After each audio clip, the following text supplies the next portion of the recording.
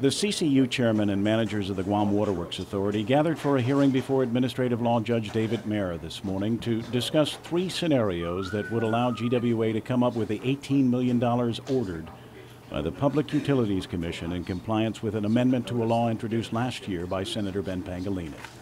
Mayer is trying to learn how GWA plans on complying with that order.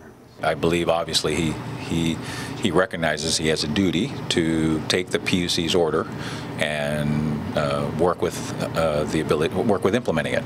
And so this process we're going through now, I think, is part of his attempt to implement the $18.3 million order. He asked us for some scenarios, and we provided three. Sanchez says two of the three options involve bank loans. The third would be another surcharge. The impact of each proposal would force an increase in your water bills, and the amount depends on how fast the PUC wants GWA to come up with the money. The PUC could order a one-year surcharge to raise $18 million. That would require a 37% rate increase in 1 year. If the PUC wants to do it more like they did with the Navy and GPA and make it a 10-year surcharge, that would be about a 3.8% rate increase annually for the next 10 years until it was paid off.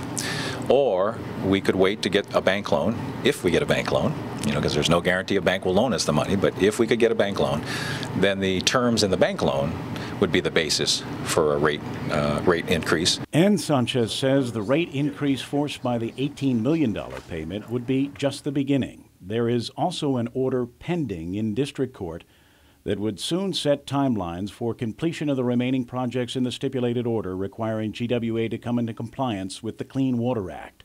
That, too, will force rate increases. There's about 9 projects remaining, and the total cost of those 9 projects could be anywhere between $200 to $400 million, depending on the technical decisions that are made. And so it's clear that to get our system to meet all the federal requirements, which is the purpose of the court order, we will be looking at rate increases needed to support some $200 to $400 million worth of borrowing in the next decade. Bottom line, says Sanchez, your water bill is likely to double in the years ahead. We believe that rates will more than double in the next decade. Can the ratepayer handle that? It's going to be extremely difficult for the ratepayer to handle it. But the trade-off is to have raw sewage continue to flow into our oceans, which I don't think anyone wants. Clearly GWA doesn't want it, and the judge and EPA don't want it. If we're going to protect that aquifer, then we can't be polluting our oceans. And we've been polluting our oceans for 20 years. I hate it as much as anyone, but I want my kids and grandkids to be able to swim in the oceans and drink the water that I've been able to swim in and drink, and my grandparents have.